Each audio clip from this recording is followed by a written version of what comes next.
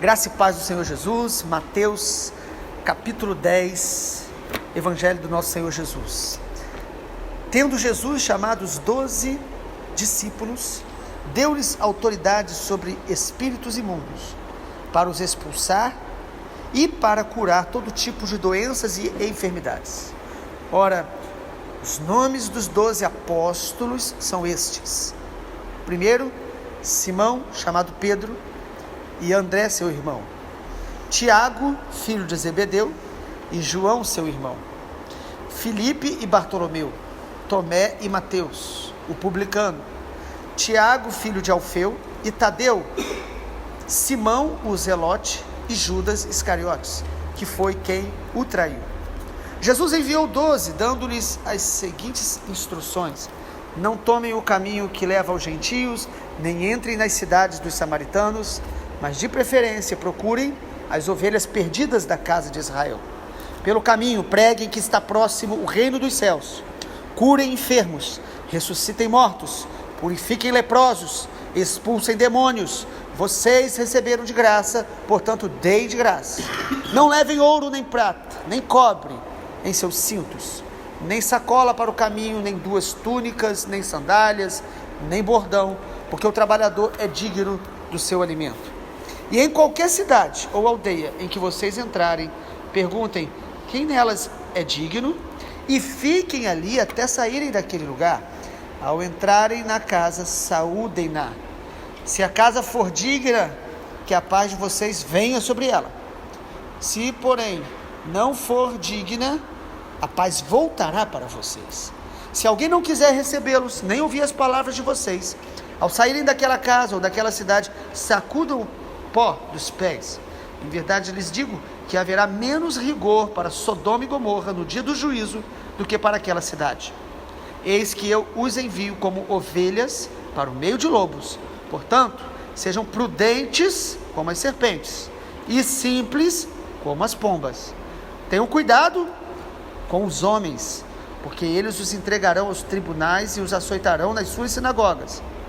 Por minha causa vocês serão levados à presença de governantes e de reis, para lhes servir de testemunho a eles e aos gentios. E quando entregarem vocês, não se preocupem quanto a como ou o que irão falar, porque naquela hora lhes será concedido o que vocês dirão. Afinal, não são vocês que estão falando, mas o Espírito do Pai de vocês é quem fala por meio de vocês. Um irmão entregará à morte outro irmão. O pai entregará o filho. Haverá filhos que se levantarão contra os seus pais e os matarão. Todos odiarão vocês por causa do meu nome. Aquele, porém, que ficar firme até o fim, esse será salvo. Quando, porém, perseguirem vocês numa cidade, fujam para outra. Porque em verdade lhes digo que não terão percorrido as cidades de Israel, até que venha o Filho do Homem.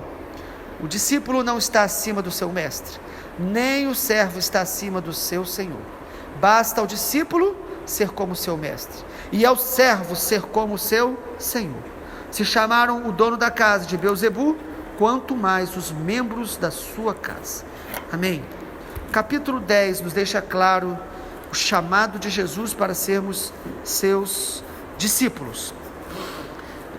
Vimos no capítulo 9 ontem que Jesus ele olhou a multidão e se compadeceu dela. Jesus amava a multidão, mas ele chamava as pessoas para se tornarem discípulos, seguidores, alunos, aprendizes.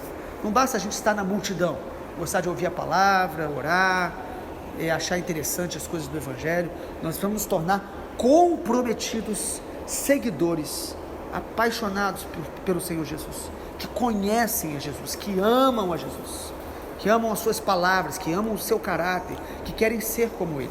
Basta ao discípulo ser como o mestre. O desejo de cada discípulo de Jesus genuíno é imitar Jesus no seu caráter, na sua missão, no seu estilo de vida. O capítulo 10 nos dá conta de como é ou como deve ser o discípulo. Jesus fala aqui no versículo 1 que ele chamou seus 12 discípulos. Antes deles serem apóstolos, eles eram discípulos. Jesus chamou 12 para serem apóstolos, mas chamou todos nós, inclusive os apóstolos, para serem, antes de tudo, discípulos, seguidores, imitadores dele. E apóstolo não é um título, mas a palavra significa enviado. Ou seja, esses 12 foram especialmente separados para serem como os primeiros enviados. Dentre eles, Judas, se tornou traidor. Ele teve todas as experiências, ele ouviu a mesma palavra, ele percebeu e participou dos milagres, ele tinha até uma responsabilidade no ministério apostólico de ser tesoureiro, mas o coração dele foi se endurecendo, foi se fechando, foi amando mais a cobiça, foi amando mais a sua vontade, foi buscando a Jesus, mas por interesses, e não por amor a Jesus e ao reino de Deus. Por isso ele se perdeu no caminho, e tudo isso é um exemplo para nós. Eu coloquei aqui para a gente poder meditar no capítulo 10, pelo menos duas características iniciais sobre o ser discípulo. Primeiro, o discípulo é alguém chamado para estar com Jesus. O nosso primeiro chamado é estar aos pés de Jesus. Até quando nós vamos estudar a Bíblia, ir ao culto, nós precisamos fazer tudo isso aos pés de Jesus, o adorando, o se humilhando, o servindo, o admirando. Nós precisamos adorá-lo. Por isso o texto fala, e Jesus chamou os seus 12, versículo 1, é um chamado para intimidade, para estar mais perto. Lá em Marcos, capítulo 2 e 3, falando sobre esse mesmo chamado, sobretudo Marcos 3, a partir do versículo 13, fala que Jesus chamou os 12 para estarem com ele. O primeiro chamado do discípulo é estar com Jesus. E em segundo lugar, Jesus nos chamou para exercer autoridade. E a gente percebe que isso é uma revelação que muitos têm dificuldade. O texto mostra claramente no versículo número 1, deu-lhes autoridade. Que autoridade? Palavra grega que significa poder para dar ordens, poder concedido por uma autoridade superior. Jesus então, ele dá poder, ele dá autoridade aos seus discípulos, e isso também é muito distorcido por alguns, achando que essa autoridade e poder é para fazer o que nós queremos. Não, Jesus nos deu poder e autoridade para fazer a vontade dele, para cumprir o propósito dele, a missão dele. Não é usar o nome de Jesus ou o poder dele para alcançar o que a gente quer, mas é para fazer o que ele manda. E aqui é bem claro, ele nos deu autoridade para exercermos em 3 dimensões. Primeiro, a autoridade para pregar o evangelho do reino de Deus. Você é discípulo de Jesus? Então você tem autoridade, e você tem usado a autoridade para pregar o evangelho do reino de Deus. Não é só quando você está num púlpito, não é só quando você é convidado para estar em algum lugar, mas é no dia a dia, pregar, anunciar o reino de Deus. Veja isso comigo no versículo número 7, o texto diz assim, pelo caminho preguem que está próximo o reino dos céus. Nosso chamado é primeiro para estar com Jesus, e a partir da nossa comunhão com ele, dessa vida de oração, adoração, contemplação, devoção, pregar o evangelho, anunciar que é chegado o reino de Deus, que Jesus é o rei, que as pessoas precisam se entregar, crer nele, abandonar os seus pecados, se arrepender, mudar de vida, crer em Jesus, porque este é o único caminho, é a salvação, é a eternidade. Crer em Jesus é uma questão de vida e morte, é uma questão de eternidade com Deus, ou banido da presença e da face de Deus para toda a eternidade. Então nós precisamos usar a autoridade para anunciar o evangelho do reino, para a nossa família, para os nossos conhecidos, para as pessoas às vezes que estão na congregação e estão seguindo o caminho de morte, de desobediência, do pecado. Nós precisamos anunciar a ele, o reino de Deus é chegado, Jesus é o rei, se submeta a Jesus, ande com Jesus, abandone os maus caminhos, o pecado, o mundo. Nós somos chamados, e o Espírito Santo nos deu autoridade para anunciar o reino de Deus. Segunda dimensão, ele nos deu autoridade para expulsar demônios. O versículo de número 1, voltando aí, diz que ele nos deu autoridade sobre espíritos imundos, para os expulsar. Coisa maravilhosa, amado. Nós temos a autoridade do Rei dos Reis, do Senhor dos Senhores. Jesus, em Mateus 28, ele falou, eu tenho toda a autoridade, me foi dada nos céus e na terra. Portanto, ide, pregai o evangelho a toda criatura. Então nós não temos nenhum medo, nenhuma preocupação com as trevas que se levantarem contra nós, porque Jesus nos deu autoridade para expulsar demônio, expulsar, vencer.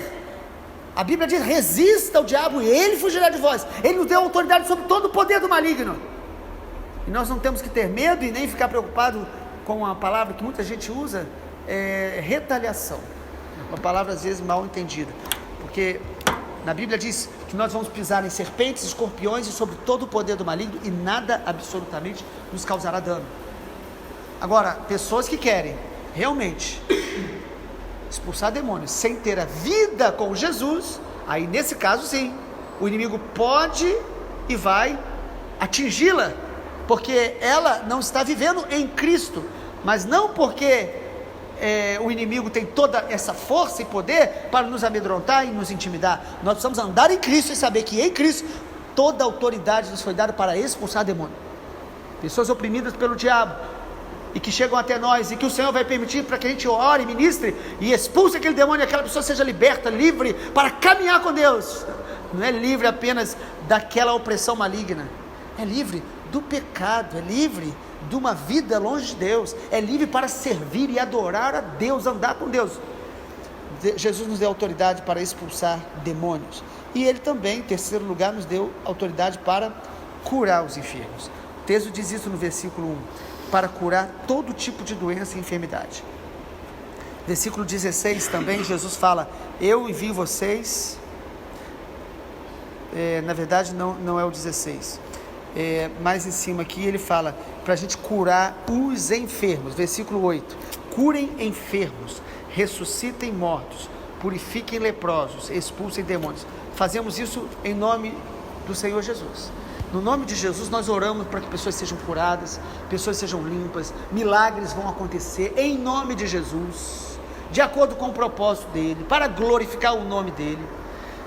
No Evangelho jamais a promessa foi que nós vamos curar todas as pessoas, mas é uma promessa de curas e milagres que acompanham a pregação do Evangelho do Reino. Geralmente tem a ver com o evangelismo, onde a gente vai evangelizando e orando pelas pessoas, e a cura abre porta no coração da pessoa para que ela possa crer em Jesus, em uma família inteira. Nós cremos no Evangelho que liberta, que salva, mas também que cura. Enfermidades não só no corpo, mas também na mente, na alma. Tanta gente hoje enferma. Amado, o nome de Jesus tem todo o poder.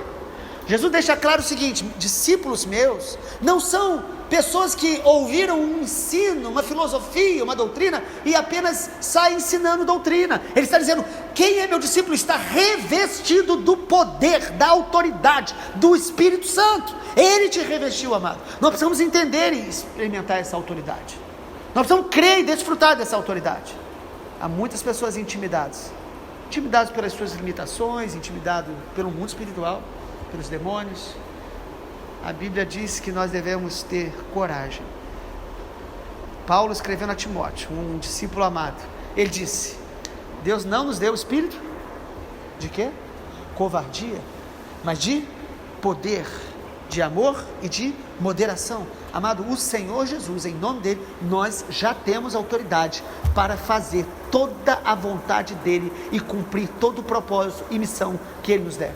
Que coisa maravilhosa, que coisa que nós devemos nos alegrar tanto. Agora, no exercício do chamado de Deus como discípulos, eu também quero destacar 4 coisas importantes que Jesus deixa claro em Mateus capítulo 10. Primeiro, os discípulos vão ser enviados para lugares e para pessoas específicas. Deus não vai nos enviar para todos os lugares e para todas as pessoas. O texto deixa claro que Jesus nos dá propósitos específicos, pessoas específicas, geografias específicas. Olhe comigo, no versículo de número 5, Jesus diz, olha, Mateus está dizendo, Jesus enviou os 12 e deu a seguinte instrução: não tomem o caminho que leva aos gentios, nem entre cidades de samaritanos, mas de preferência procurem ovelhas perdidas da casa de Israel.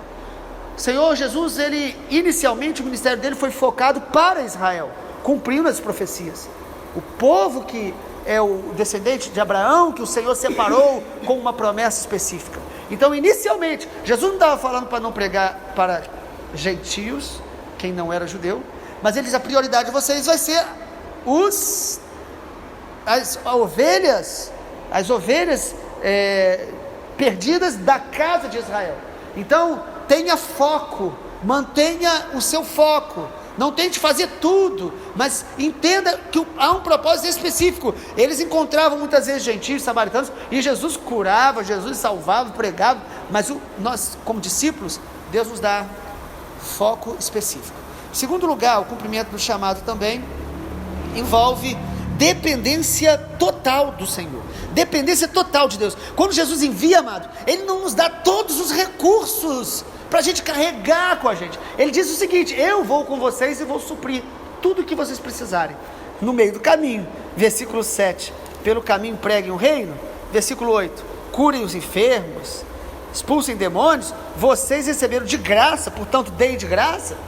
Cobrar para pregar o evangelho é algo antibíblico. Não há respaldo bíblico para a gente cobrar para pregar o evangelho. Não há.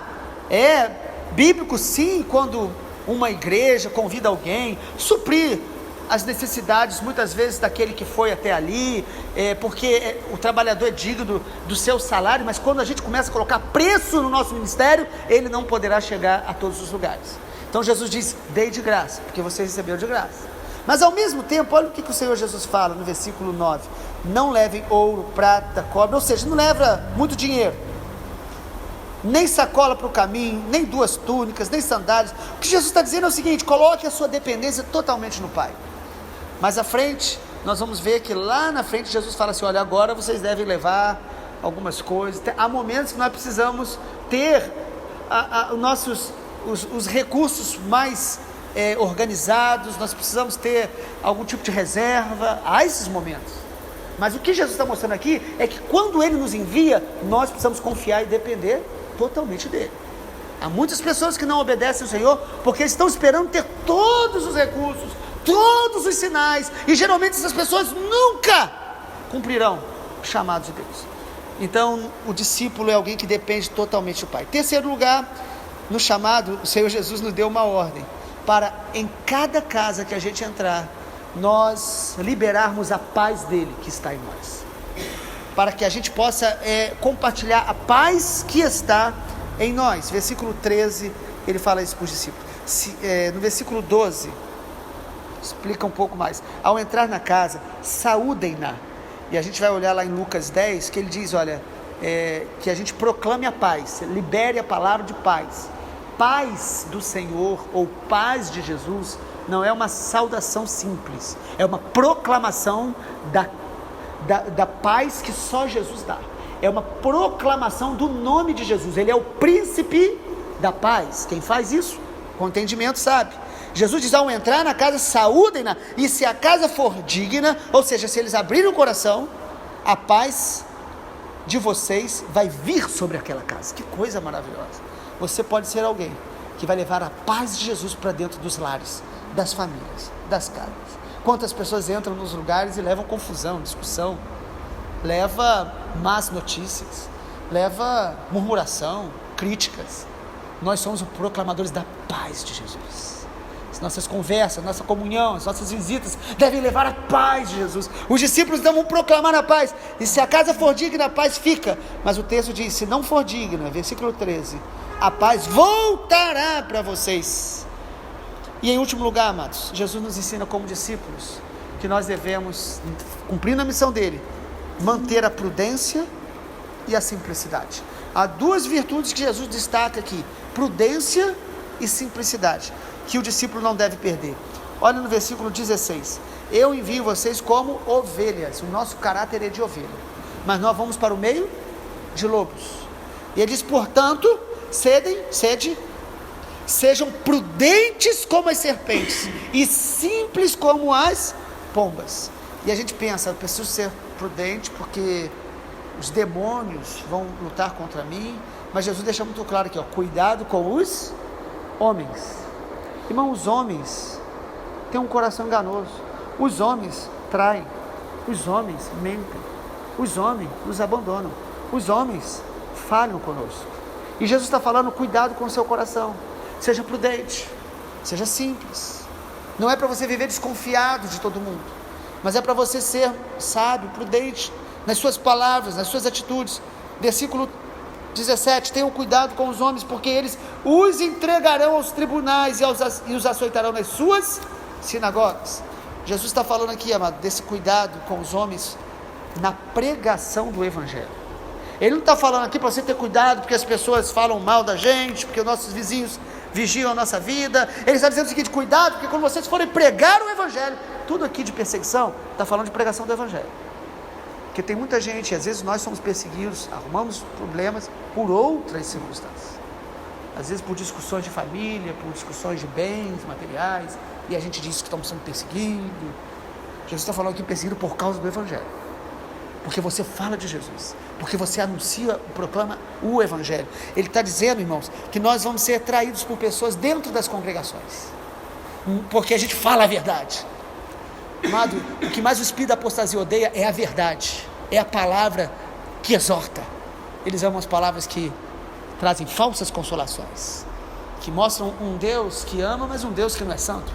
Esse não é o Senhor Jesus. O Senhor Jesus ama, mas Ele é santo, e Ele nos santifica, e Ele nos purifica, e Ele nos exorta, e Ele nos liberta, e Ele nos chama ao arrependimento. Esse é o Senhor Jesus. E aí o Senhor está dizendo, nós vamos ser perseguidos. Quem é discípulo de Jesus precisa se preparar para uma coisa: você será perseguido, você será muitas vezes difamado por causa de Jesus. Jesus está falando, cuidado, os governadores, os reis vão levar vocês aos tribunais. Vocês vão ser, pela própria justiça, mal vistos. É o nível de perseguição dos verdadeiros servos e servas de Deus. O texto diz também que você vai ser perseguido dentro da sua própria família. É terrível, mas é o que está na palavra. Versículo 21. Um irmão entregará à morte outro irmão, e o pai entregará o filho. Filhos que se levantarão contra pais e os matarão, e todos odiarão vocês por causa do meu nome. Então ele não está falando de uma briga familiar por causa de dinheiro, por causa de palavras que não deveria ter falado. Está falando que você vai proclamar o Evangelho, você vai viver o Evangelho, você vai falar de Jesus, e as pessoas vão começar a te odiar por causa de Jesus, e você vai amá-las, você vai perdoá-las, você vai orar por elas. Mas Jesus está nos avisando que quem é discípulo de Jesus precisa aprender a ser rejeitado, perseguido, criticado, sem revidar, sem ficar amargo, amando, perdoando e sendo prudente. Perceba a prudência de Jesus, que ele fala aí que às vezes nós vamos ter que sair de uma cidade para outra. Versículo de número 23. Quando, porém, perseguirem você numa cidade, fujam para outra. Há momentos que nós precisamos fazer algumas retroceder de maneira estratégica, porque a gente não é chamado para ser imprudente, se expor o tempo todo. E aí, concluindo, Jesus fala que isso é um sinal de quem é discípulo. Versículo 24, o discípulo não está acima do mestre, nem o servo está acima do seu senhor. Basta ao discípulo ser como o mestre. Aí você lê isso e você fala, que maravilha, eu quero ser como Jesus. Mas o que ele está dizendo aqui? Se chamaram o dono da casa de Beelzebu, chamaram Jesus de príncipe dos demônios, ele diz, quanto mais os membros da sua casa. Nós, eu percebo, temos muita dificuldade de lidar com isso. A gente quer ser politicamente correto, agradar a todo mundo. Por outro lado, há pessoas que parece que elas acham que pregar o Evangelho é sair ofendendo gratuitamente a todos. São dois extremos. Nós precisamos pregar o Evangelho. E o Evangelho, ele vai ofender o orgulho humano, ele vai ofender o religioso, ele vai ofender os governantes e poderosos, porque a visão de todos esses está na terra, e o Evangelho é para a vida eterna. Tendo pouco, pregando com alegria, mantendo o coração em Cristo, porque os bens dessa vida, amados, só vão trazer mais perseguição, vamos ter que vigiar mais, guardar mais. Nós somos aqueles que entendemos que ser discípulo de Jesus é esse chamado simples e cheio da graça de Deus para cumprir todo o seu propósito. Vamos orar. Pai, obrigado porque o Senhor tem nos esclarecido pela Tua palavra o verdadeiro chamado. Nosso chamado não é para ser um religioso, nosso chamado não é para seguir uma filosofia. Nós, Senhor Jesus, pertencemos ao Senhor, nós seguimos ao Senhor, que é Deus, que é todo-poderoso, que é presente, que é santo, que é glorioso, que nos ama e que nos capacita para o teu propósito. Muito obrigado, Jesus, porque o Senhor nos deu a honra e privilégio de não apenas te conhecer, de estar com o Senhor, mas também de pregar, cooperar com a expansão do Evangelho. Que o Senhor nos guarde, nos dê sabedoria para cumprir toda a tua vontade, em nome de Jesus. Amém, Senhor.